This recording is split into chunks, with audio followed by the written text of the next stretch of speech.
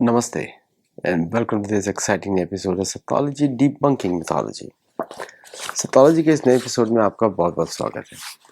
तो सबसे पहले हम लोग आज बात करेंगे नेटिव अमेरिकन इतिहास की। क्यों पढ़ाया क्यों नहीं जाता? नेटिव अमेरिकन इतिहास छुपा के रखा जाता है। शायद बहुत सारे अमेरिकन्स भी ये मानते हैं कि नेटिव अमेरिकन्स एग्जिस्ट ही नहीं करते, मतलब मूल अमेरिकन निवासी एग्जिस्ट ही नहीं करते।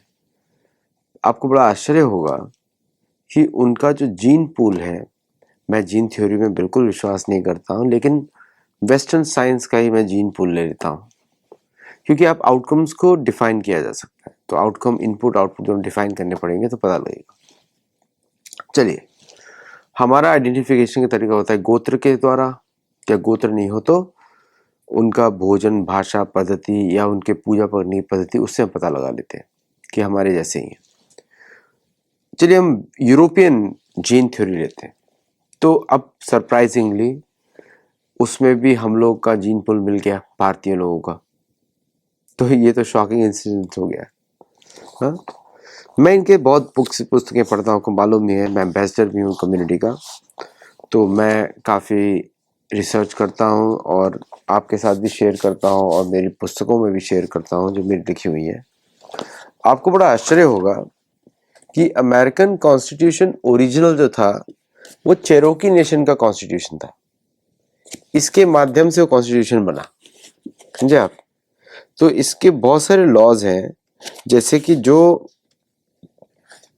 चेरोकी नेशन का कॉन्स्टिट्यूशन है, before the opening section 460 the supervisor shall measure and mark off a space of 50 feet encircling the polls within which no person except the officers of the election shall be allowed to come but for the purpose of voting, and then but one at a time. Each voter after casting his vote shall promptly retire beyond the prescribed limit.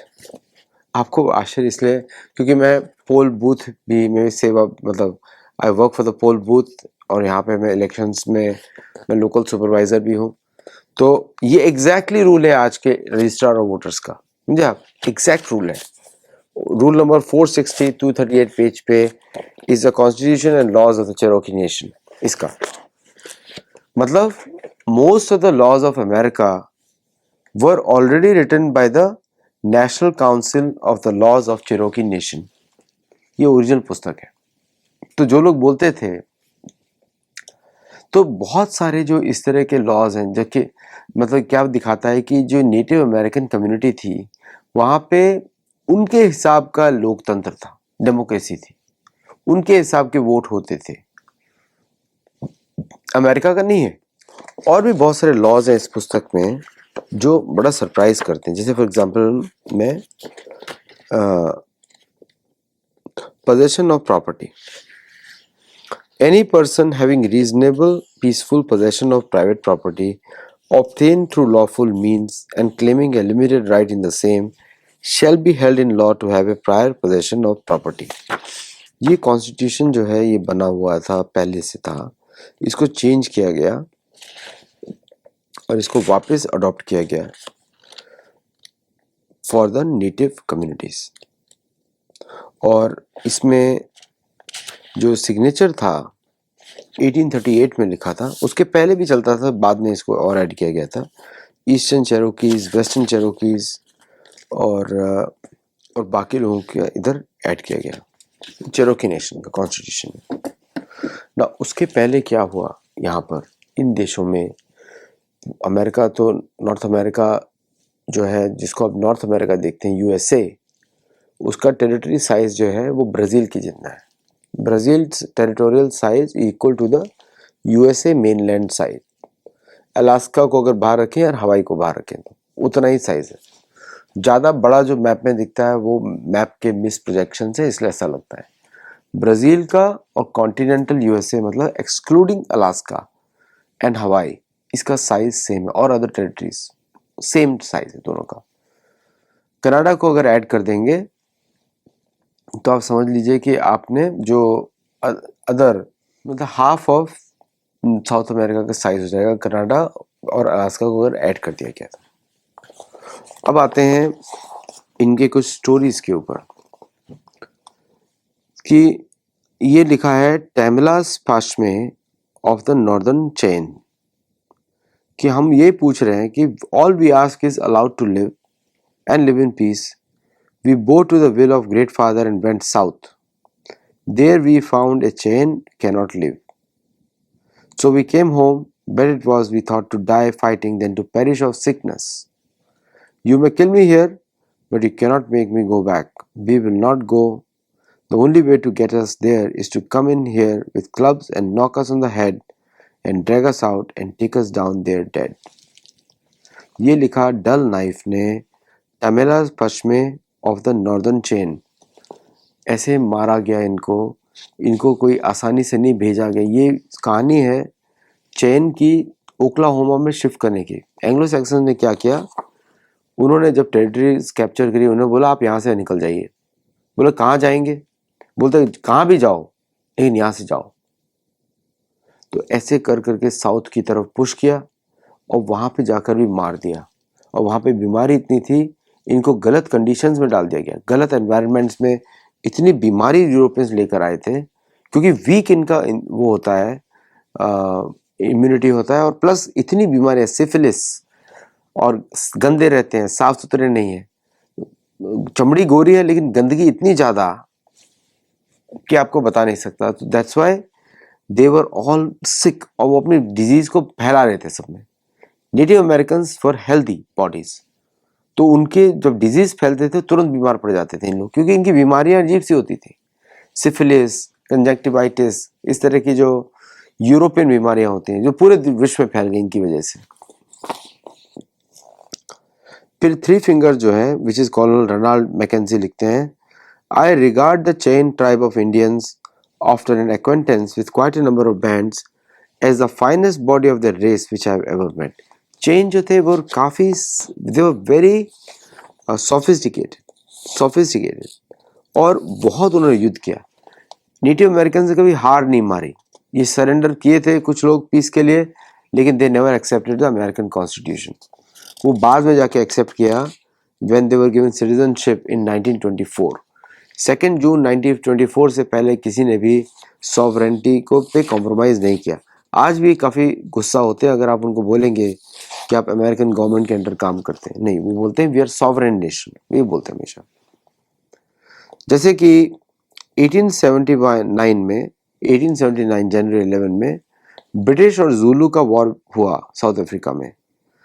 और तो standing bear Poncas लिखते हैं you have driven me from the east to this place, मतलब सबको south भेज दिया गया. And I have been here 2000 years और more. My friends, if you took away from this land it would be very hard for me. I wish to die in this land. सब मरने के लिए तैयार थे. I wish to be an old man here. I have not wished to give even a part of it to the great father. Although he were to give me $1 million, I would not give him this land. When people want to slaughter cattle, they drive them along until they get them to corral. And when they slaughter them, and then they slaughter them. So it was with us. My children have been exterminated. My brother has been killed. ये पॉन्कास का story. सब जगह story एक ही है. Story एक ही है. जैसे कि the soldiers came to the borders of the village, मतलब सोल्जर्स गांव के किनारे आए और they force us to cross the Niobrara on the other side. Niobrara is in the Missouri Louis is in Missouri on the right, just as one drive a herd of ponies, and the soldiers pushed us on until we came to the Platte River. They drove us on in advance just as if we were a herd of ponies, and I said, if I have to go, I will go to that land. Let the soldiers go away. Our women are afraid of them. And so I reached the warm land, Indian territory. We found the land where it was bad, and we were dying one after another. खराब land में सबको shift किया. And we said, what man will take pity on us?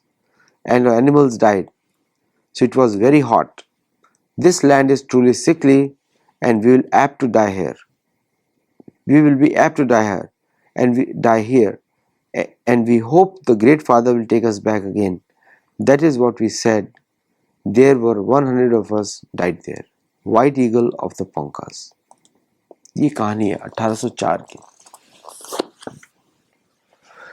1924 तक ये programme चला है। तो अगर अमेरिका का इंडिपेंडेंस की बात करते हैं 1776 बोला जाता है, लेकिन अमेरिकन इंडिपेंडेंस मूवमेंट तो कभी खत्म ही नहीं हुआ। नेटिव अमेरिकन तो हमेशा आज़ादी मानते रहे और 1804 की कहानी है, समझ रहे हैं आप? 1804 की ये कहानी है। तो मेरा ये कहने का मतलब है कि ये बुक है I bury my heart at Wounded Knee by D Brown. मेरे पास ऐसी बहुत सारी कहानियाँ हैं, कोचीसे की, अपाचे की। तो Otis Harvard treated Cochise and Apaches with justice, and Apache army was not tolerant of Indian lovers. तो this is the story of these Indians. और बाद में अभी इनको ग्लोरीफाई किया जाता है कि what a wonderful wisdom you have, traditional medicine, इतनी बड़ी बड़ी किताबें लिखी हुई हैं, ट्रेडिशनल मेडिसिन यू हैव। उनको मारने के बाद लिखा गया है। इसको बोलते हैं न्यू कॉलोनियलिज्म, पोस्ट कॉलोनियलिज्म, क्योंकि वो कभी एंड ही नहीं हुआ। आज भी the federal government in the US doesn't allow them to put ponytails. इनके बारे में कभी कभी डेमोक्रेट्स बात करते हैं, रिपब्लिकन बिल्कुल बात नहीं करते, क्योंकि रिपब्लिकन्स रिप्रेजेंट करते हैं वो कंजर्वेटिव ग्रुप को, जो कि चर्च ऑफ इंग्लैंड का है, मतलब जो कॉलोनाइजर्स थे उनको रिप्रेजेंट करते हैं रिपब्लिकन्स, और डेमोक्रेट्स रिप्रेजेंट करते हैं एंटी चर्च ग्रुप्स, उनको ज़्यादा रिप्रेजेंट करते हैं। तो लेकिन फिर भी डेमोक्रेट्स जो हैं after slavery ended they supported Native Americans. कितना सपोर्ट करते हैं वो किसी को पता नहीं है, बट आई एम सेइंग कि this is a common story. तो अगर एक भी ट्रीटी अमेरिका ने नेटिव अमेरिकन्स के साथ कभी फॉलो नहीं करी, ऑनर नहीं करी, क्या भरोसा है कि वो दूसरे देशों के साथ भी ऐसा करेंगे? सोचने का विषय। American constitution is one of the best constitutions, वो मैं आपको बता सकता हूं, क्योंकि लिखा अच्छी तरह गया है। उसका पालन कितना होता है वो किसी को पता नहीं, लेकिन उसमें जो लिखा गया है वो equality of rights to everybody, वो मैं हमेशा बोलता भी हूँ। और भारतीय कॉन्स्टिट्यूशन में भी उन्होंने अमेरिकन कॉन्स्टिट्यूशन को स्टडी करके कुछ स्ट्रेटेजीज, कुछ लाइंस उसमें लिखी गई। जबकि भारतीय कॉन्स्टिट्यूशन जो है मनुस्मृति के आधार पर होना चाहिए, पुराणों के आधार पर होना चाहिए, महाभारत के आधार पर होना चाहिए, वो किसी भी वेस्टर्न कंस्ट्रक्ट पे नहीं होना चाहिए। लेकिन अमेरिकन कॉन्स्टिट्यूशन अगर आज की दृष्टि से देखेंगे, it is one of the best constitution in the world, वो मैं मानता हूँ। मैं बहुत शुरू से बोल रहा हूँ क्योंकि मैं पढ़ा है डिटेल में। अब ये क्वेश्चन उठता है कि ये कहानियाँ क्यों नहीं बताई जाती, जो मैं बता रहा हूँ, पढ़ के बता रहा हूँ, इनकी कहानियाँ वो क्यों नहीं बताई जाती? आपको इनकी कहानियाँ बताऊंगा तो आपके आंखों में आंसू आ जाएंगे।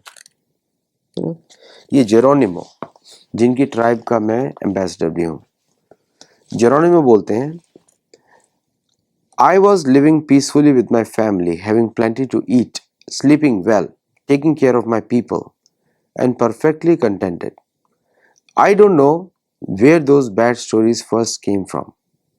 There we were all doing well and my people well. I was behaving well. I hadn't killed a horse or a man or American or Indian. I don't know what was the matter with the people in charge of us. They knew this to be so, and yet I said,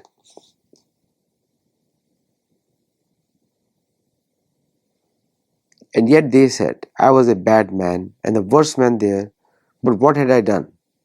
I was living peacefully there with my family under the shade of the trees, doing just what General Crook had told me I must do and trying to follow his advice.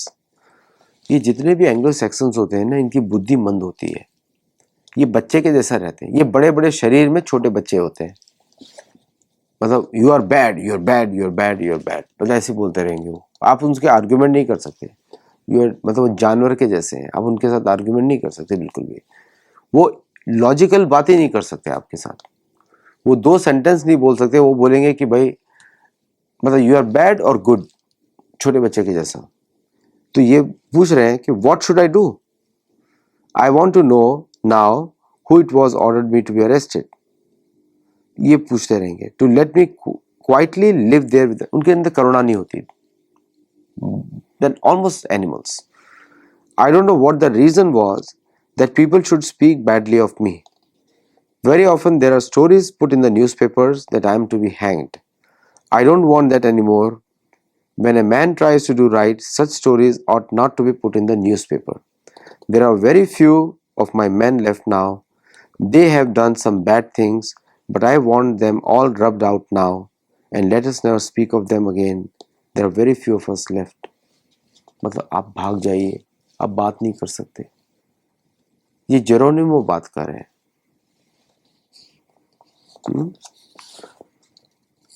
पूरा stories इस तरह की है। So John Clum received orders from Washington 1877 to take his Apache police to Oyo Caliente and transfer the Indians there to San Carlos. And in addition, he was to arrest Geronimo and other renegade Chiricahuas found in the vicinity. So Geronimo told it afterwards. 2 companies of scouts were sent from San Carlos. They sent word for me and Victorio to come to town. The messengers did not say what they wanted with us, but as they seemed friendly, we thought they wanted a council and rode in to meet the officers.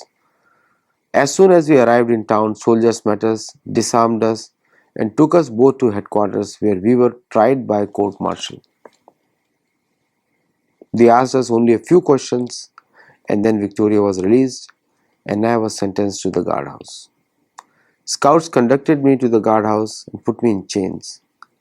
When I asked them why they did this, they said it was because I had left Apache Pass. कुछ भी frame कर सकते हैं। आपको लगता है कभी कभी भारत में आपके साथ बड़ा अन्याय हो रहा है और तुरंत आप मीडिया में बात करते हैं। ये कहानियाँ सुनेंगे तो आपको थोड़ा लगेगा कि भारतीय पुलिस या भारतीय law is much more better यहाँ के इससे। ये एटीट्यूड अभी बदला नहीं है, दिख रहा है, यहाँ पे ऐसे ही चल रहा है। तो दिस इज अ हिस्ट्री, बहुत सारा हिस्ट्री है वेयर दीज, उससे आपको अमेरिकन मानसिकता समझ में आती है। क्योंकि मैं रिसर्च करने के लिए बुक्स के लिए सब बुक्स पढ़ता हूँ और I try to study them and see where. तो इनका बहुत सारा कैक्टस बेस्ड, जैसे कि ये जो आपको इमेजेस दिखाई दे रही हैं, ये मारिकोपा ट्राइब की हैं, मेडिसिन मैन। तो medicine man are considered very wise people in native community. वो वहाँ के स्पिरिचुअल हीलर्स होते हैं, लीडर्स होते हैं, स्पिरिचुअल लीडर्स होते हैं। सो ऑल दिस जो सेरेमनीज होती हैं इनके अंदर, जहाँ पे फ्लैग्स और फेदर्स और प्रेयर्स के माध्यम से लोगों को हील किया जाता है, all those are banned till date. और वो उनकी लैंड्स भी प्रैक्टिस नहीं कर सकते thanks to rare earth movement. अभी tribal lands are also being taken by the rare earth projects के लिए।